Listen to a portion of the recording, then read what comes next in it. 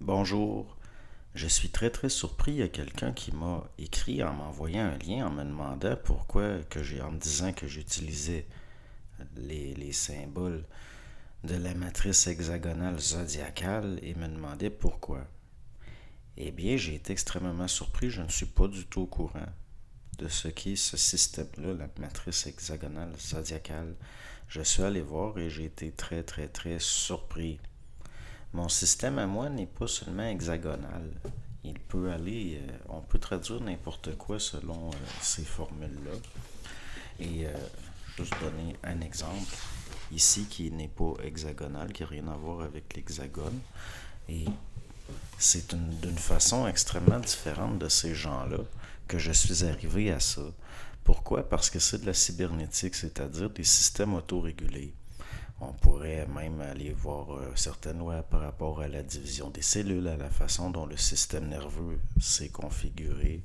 Et ma base, à moi, c'était les permutations du Yi-King, du trigramme du Yi-King. Donc, j'aboutis aux mêmes lois que ces gens-là. Et à mes yeux, cela n'a pas à voir avec le zodiaque, à moins que le zodiaque soit infiniment plus que ce qu'on nous en a dit. Tout simplement. Et je suis très surpris. Les grands esprits se rendent compte, se rencontrent. Puis là, je ne suis pas en train de me définir en tant que grand esprit, mais il reste que c'est très surprenant à mes yeux. Je ne m'attendais pas du tout à ça. Et je n'étais pas du tout au courant de entre guillemets, cette école-là, de ces recherches-là. Mais au niveau du systémique, je n'ai rien vu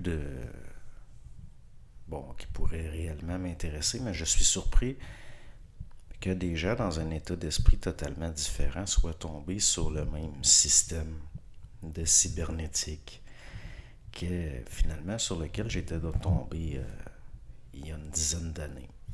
Et aussi de voir à quel point tout peut être transfiguré par ce système-là, tout peut être encodé, parce que c'est réellement de la cybernétique. Il y aurait moyen d'y voir un langage, des alphabets et un langage.